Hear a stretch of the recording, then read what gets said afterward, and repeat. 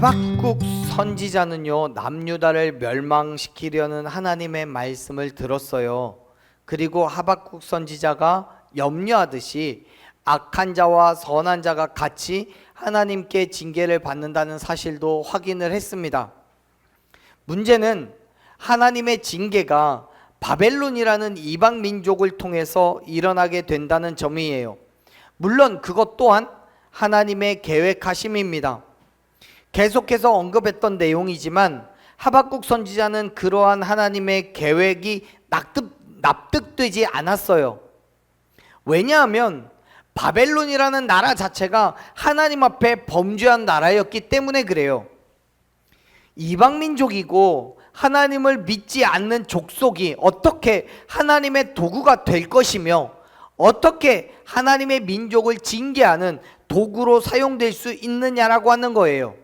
하지만 하나님께서는 바벨론을 징계의 도구로 사용하실 것을 작정하셨고, 여러분, 반드시 그 일은 이루어집니다. 그리고 그럼에도 불구하고 바벨론은 이방 민족이고 하나님 앞에 범죄한 민족이라는 사실은 분명하기 때문에 하나님께서는 그 나라에게도 분명한 하나님의 공의를 행하셔야 하는 것도 당연한 일입니다. 맞죠? 하나님의 나라를, 하나님의 백성들을 징계함에 있어서 사실은 우리의 생각으로는, 또 하박국의 입장에서는 흠 없는, 아무런 흠도 없는 그러한 민족이, 그러한 자가 하나님께 선택을 받아서 이스라엘을, 남유다라는 하나님의 나라를 징계하는 게 맞는 거예요. 그런데 하나님의 계획은 그런 게 아니란 말이에요. 흠이 있어요. 하나님을 몰라요. 하나님을 섬기지 않아요. 범죄했어요. 이방 민족이에요. 그러나 그러한 민족을 하나님께서 도구로 사용하셨다는 것도 참 희한한 일이에요. 그런데 그러한 바벨론을 그냥 놔두시는 것도 이해되지 않는 거예요. 반드시 하나님의 하나님의 공의는 반드시 악은 심판으로, 징계로, 선은 하나님의 축복으로 심판하시는 게 맞는 거예요. 그렇기 때문에 바벨론 또한 분명히 하나님의 도구로 사용은 되고 있지만 그 땅도 하나님의 징계를 피할 수는 없는 거예요. 그 사실을 하나님께서는 이렇게 말씀합니다. 4절을 같이 읽어볼게요. 4절 읽습니다. 보라, 그의 마음은 교만하여 그 속에서 정직하지 못하나 의인은 그의 믿음으로 말미암아 살리라. 아멘. 자, 보세요. 4절에서 바벨론은 근본적인 교만함이 있고 거짓이 있어요. 그렇기 때문에 그들은 어떻게 해요? 멸망당할 수밖에 없어요. 4절에서 그렇게 말하잖아요. 의인은 그 믿음으로 말미암아 산다고요. 여러분, 이 말의 의미가 뭡니까? 본질적인 의미는 하나님의 백성들이 바벨론의 강포와 강탈 가운데서도 하나님의 거룩한 백성으로서의 구원을 기대한다면 그에 합당한 정말 의인의 삶을 살아야 된다는 거예요. 의인의 삶을 살 때에 하나님의 구원이 임할 거라는 얘기예요. 그 믿음으로 말미암아 살 거라는 거예요. 그런데 이 말씀이 바벨론에게 적용이 되면 의인은 그의 믿음으로 말미암아 사는 건데 바벨론은 믿음이 있어요, 없어요? 바벨론에겐 믿음이 있어요, 없어요? 없어요. 그의 마음은 4절 앞에서 이야기하듯이 교만해요. 그의 마음은 정직하지를 못해요. 그렇기 때문에 결국 믿음이 없으니까 살 수 없다라고 말씀하시는 거예요. 사랑하는 여러분, 이 땅에 누구든 하나님의 구원을 얻고자 한다면 하나님 앞에 거룩한 의인의 삶을 살아가야 함을 믿으시길 바랍니다. 결국 하나님께서 말씀하시는 것은 의인은 믿음으로 말미암아 사는 것이기 때문에 남유다 안에서도 그러한 의인이 있다면 하박국 선지자의 걱정과 염려 가운데에서도 구원을 얻을 것이다라는 약속이에요. 또한 더불어 그러한 의인이라 말할 수 없는 바벨론은 반드시 그에 따른 징계가 있을 것이라는 약속이기도 한 거예요. 그렇기 때문에 여러분, 지금 이 시점에서 하박국이든 우리든 생각해야 되는 건, 결단해야 되는 건, 하나님께서 왜 의인과 악인이 함께 징계를 받게 하시느냐는 것이 아니라 내가 하나님 앞에서 의인이냐 그렇지 않느냐인 거예요. 이해되세요? 하나님 앞에서 이 땅이 멸망을 당하냐, 그 멸망당함으로 인해서 의인이 죽냐 사냐 그 문제를 고민할 게 아니라 내가 하나님 앞에서 의인이냐 그렇지 않느냐를 생각해야 되는 거예요. 그렇습니다.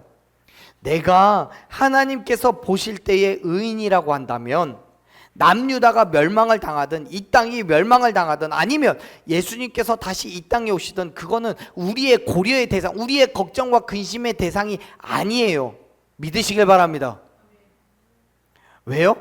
하나님께서 이 땅 가운데에 어떤 일을 행하시든 상관없이 하나님의 구원이 의인된 저와 여러분에게 임할 것이기 때문이에요. 아멘.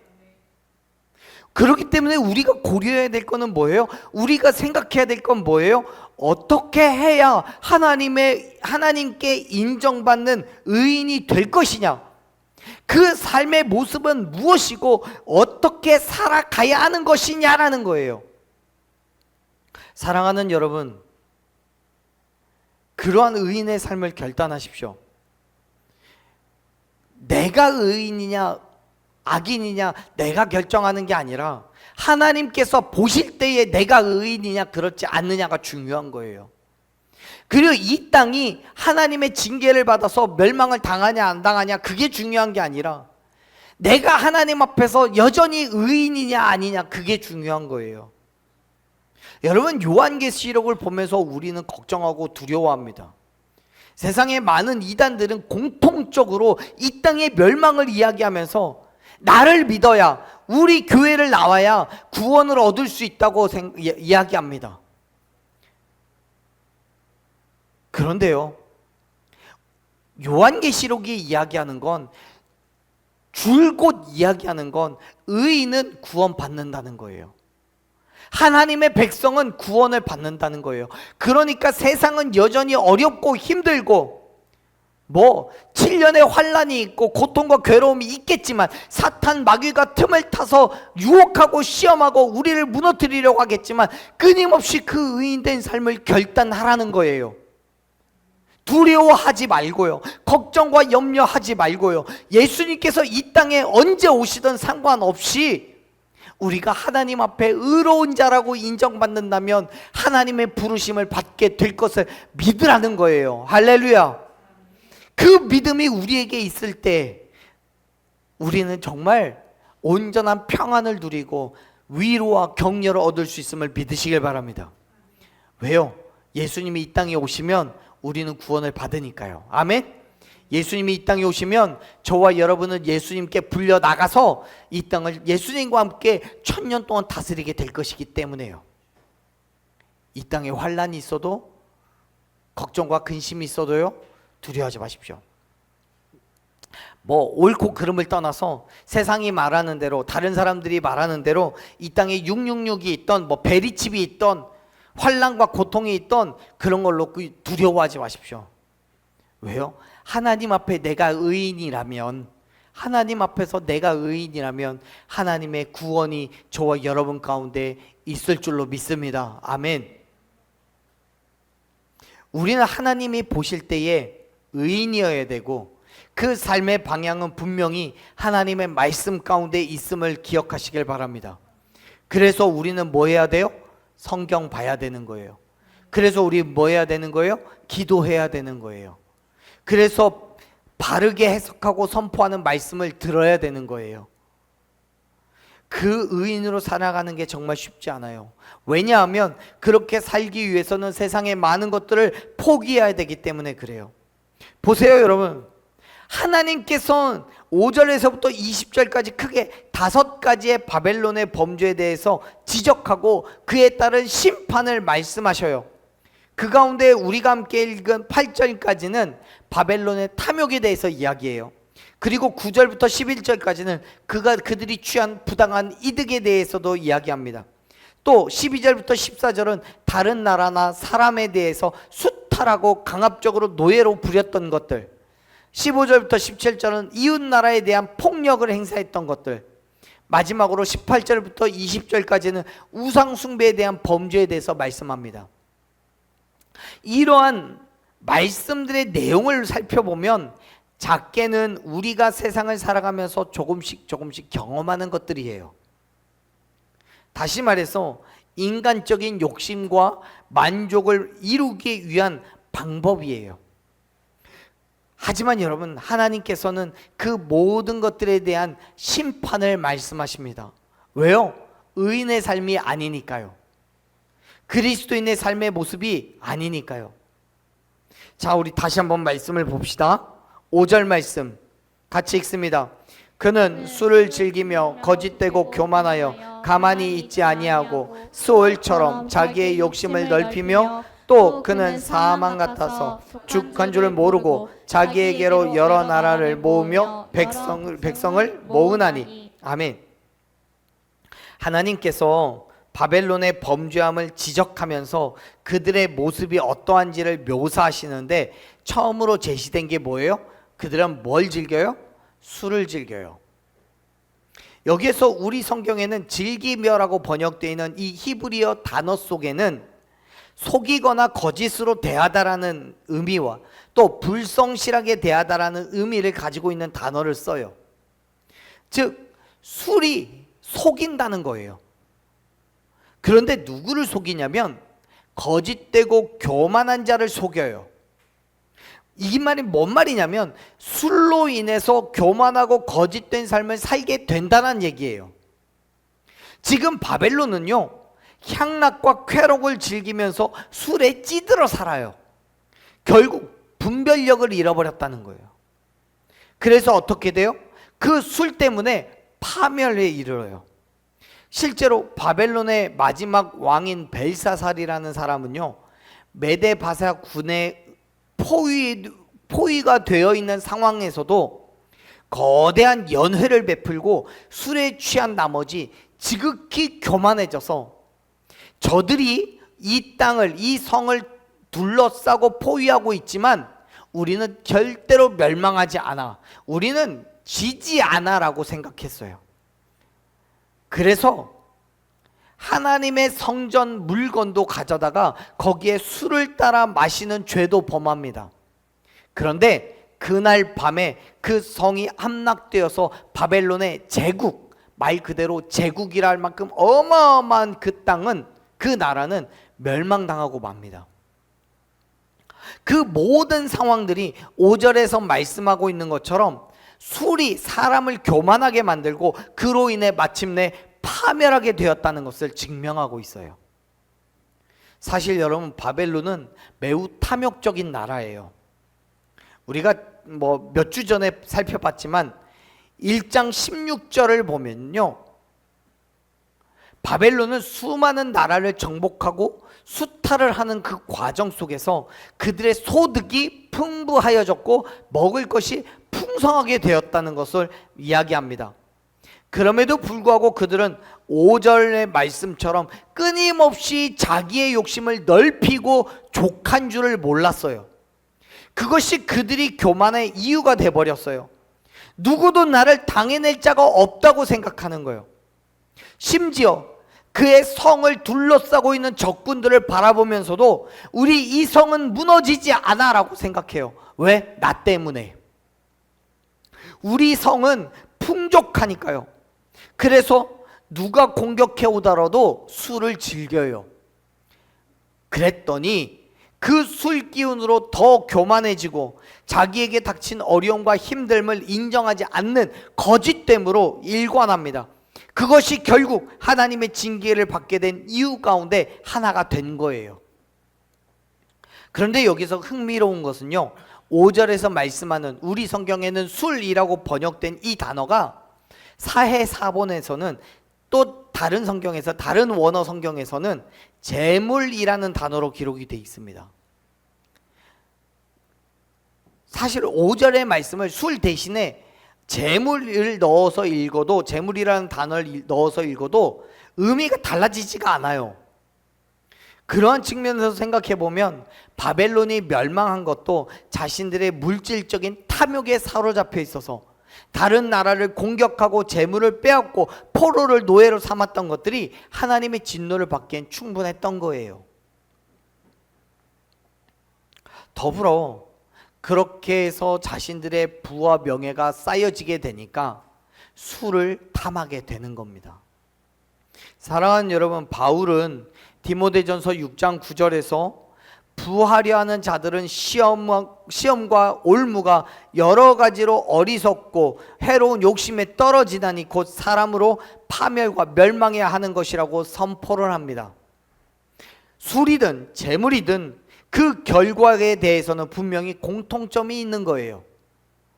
그 모두가 처음에는 달콤함을 주지만 잘 제어하지 못하면 나중에는 결코 헤어나올 수 없는 상태에 빠지게 된다는 거예요. 술로 인해서 교만해지고 자기 자랑과 만족을 위해 방탕함에 빠져요. 물질에 대한 욕심, 명예와 권력에 대한 자랑도 곧 교만이 되며 결국 하나님의 징계를 벗어날 수 없다는 것을 믿으시길 바랍니다. 그렇기 때문에 사랑하는 여러분, 술 취하지 마십시오. 재물을 탐하지 마십시오.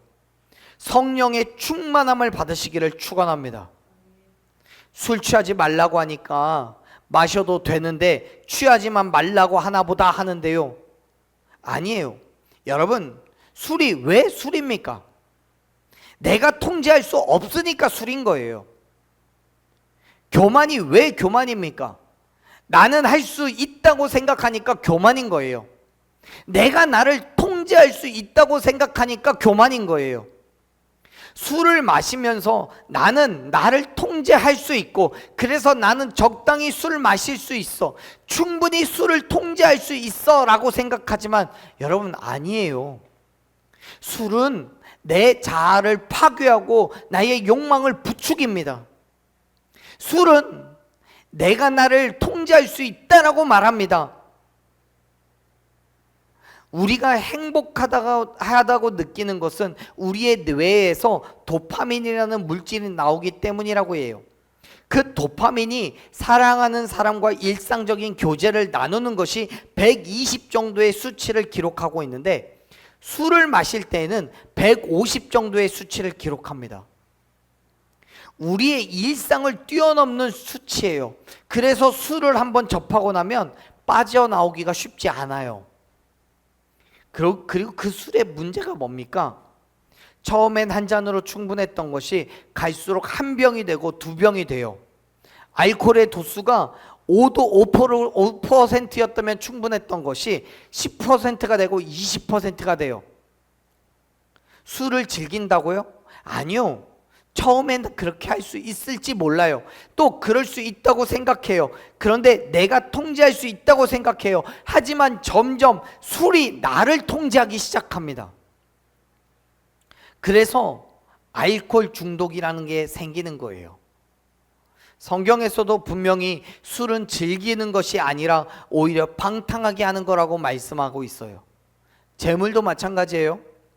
물질을 따르게 되면 당연히 하나님의 말씀이 아니라 세상을 따르게 됩니다. 남들보다 더 많은 물질을 얻어야 하기 때문에 불법을 행하기도 하고요, 다른 사람의 유익을 빼앗기도 합니다. 처음엔 내가 통제할 수 있다고 생각해서 한 번만 하고 말아야지, 두 번만 하고 말아야지, 아니면 적당히 해야지 이렇게 생각합니다. 하지만요, 죄가 죄를 낳는 거예요. 처음에 한 번이 어렵지 두 번은 쉬워집니다.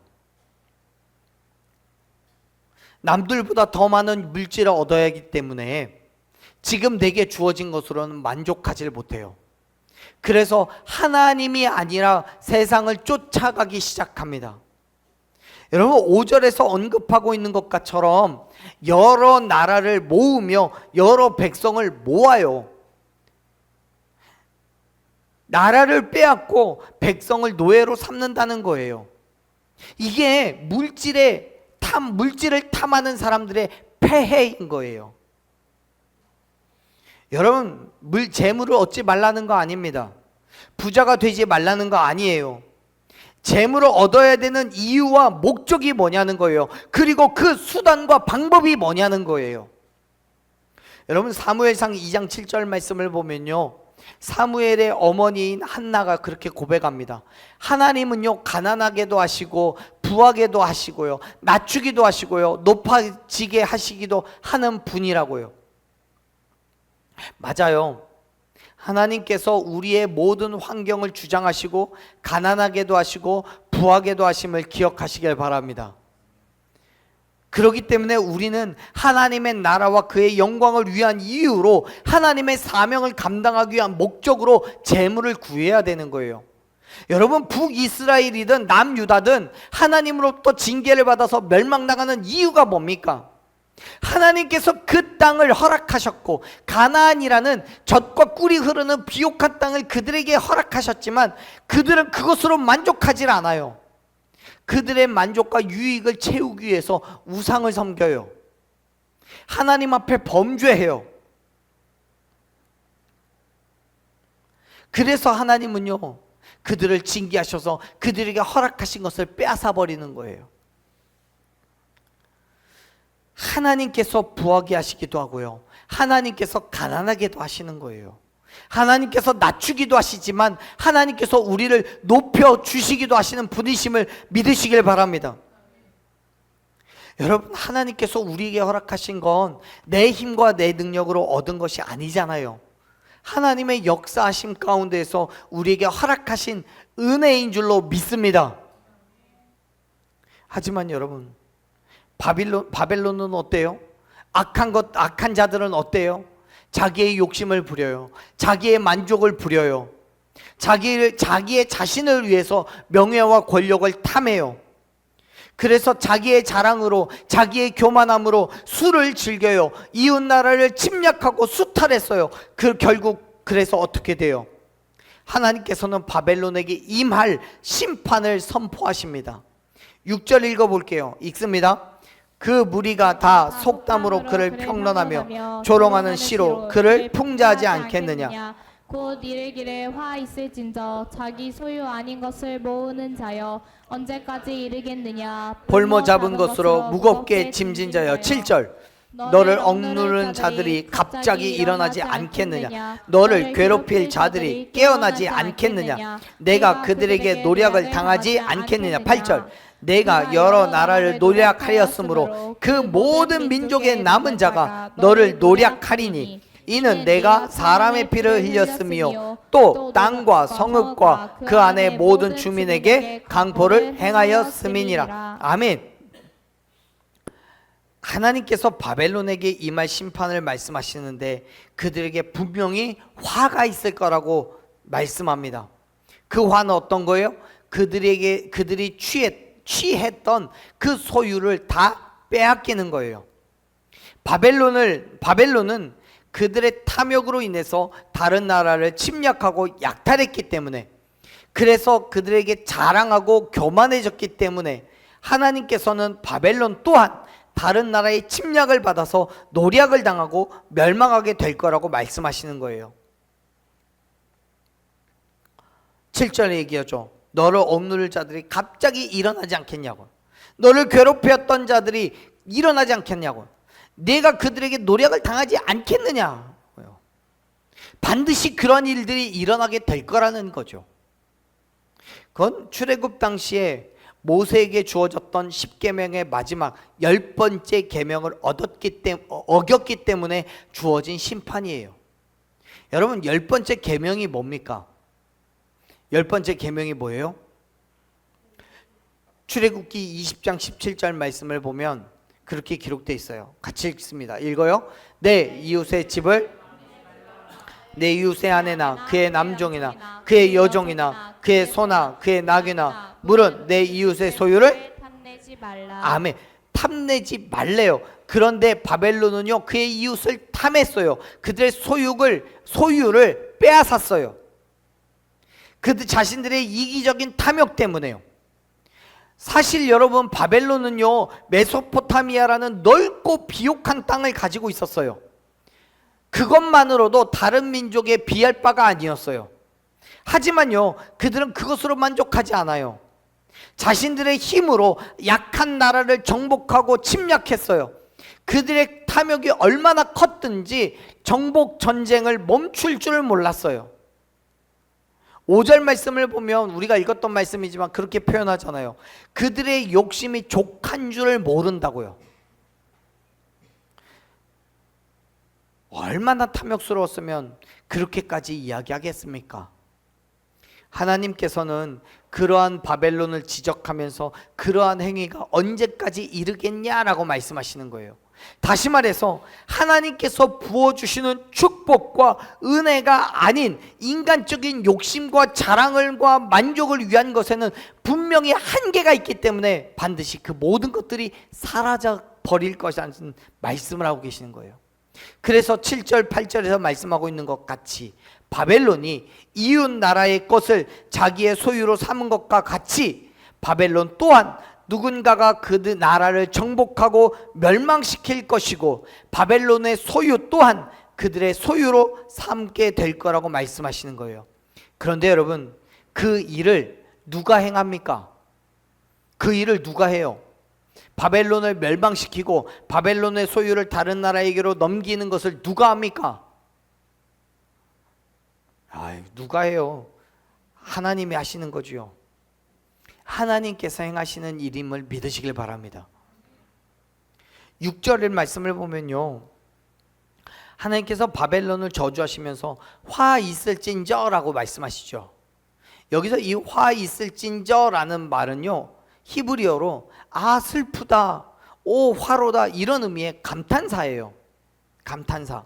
그런데 성경 안에서 이 감탄사는 90% 이상이 범죄 행위로 인하여서 하나님의 심판을 받게 될 때에 사용하는 단어예요. 즉 하나님께서 하나님께서 행하시는 그 심판을 보면서 오 화로다, 슬프다, 이렇게 말하는 거예요. 하나님의 심판이 있을 거기 때문에 슬프다는 거예요.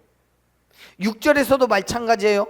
바벨론에게 임할 그 힘듦과 어려움, 바벨론이 멸망당하고 바벨론의 소유가 다른 나라로 뺏기는 게 되는데 그게 너무 슬픈데 그 일이 누구 때문에 일어나는 거예요? 하나님께서 행하시는 일이라는 거예요. 그래서 슬픈 거예요. 그렇다면 여러분, 그 심판은 당연히 있을 거예요? 아니면 있을 수도 있고 없을 수도 있는 거예요? 당연히 있는 거예요. 그 심판은 반드시 임할 하나님의 계획이고 섭리임을 믿으시길 바랍니다. 사랑하는 여러분, 기억하십시오. 하나님의 말씀은 1.1획도 틀림이 없이 성취될 것을 믿으시길 바랍니다. 그렇기 때문에 여러분, 세상을 쫓아 살아가지 마십시오. 인간적인 쾌락과 만족, 나의 유익을 쫓지 마십시오. 나의 유익 때문에 다른 사람의 것을 빼앗지 마십시오. 잠언 22장 4절 말씀을 보면 저자는 겸손과 여호와를 경외함의 보상이 재물과 영광과 생명에 있다고 말씀합니다. 우리가 겸손하게 하나님의 나라와 그의 의를 위하여 살아가기를 발버둥 칠 때 하나님께서 그에 대한 보상으로 재물도 주시고 영광도 주신다는 거예요. 여러분, 세상을 쫓아서 재물을 쫓아서 살지 마십시오. 나의 권력과 명예를 탐하며 살지 마십시오.